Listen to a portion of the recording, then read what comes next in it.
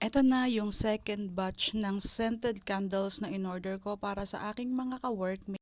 Parang simpleng token of appreciation ko to sa kanila dahil nung nagpa-promote nga ako ay marami silang naitulong sa pagpiprepare ng mga documents ko.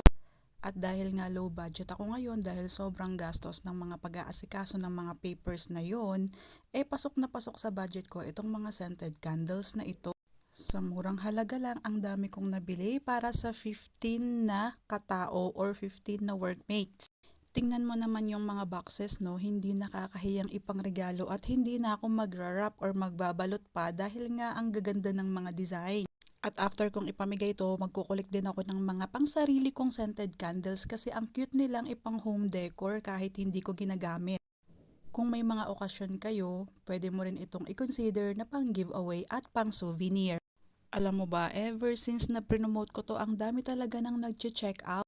Kasi ang dami nga namang pakinabang ng mga scented candles na ito. Una, bukod sa sinabi ko na pang giveaway at pang token or souvenir, pwede rin siyang pang home decor.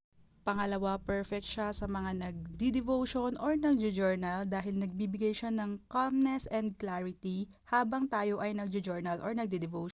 Kapag naman pagod tayo sa trabaho, pwede mo lang itong sindihan at marirelax ka. Safe din ito dahil hindi ito nagpuproduce ng itim na usok. Tingnan mo naman, no, ang cute nilang kolektahin at ang cute tingnan ng mga Iiwanan ko na yung link sa yellow basket para makapili ka na.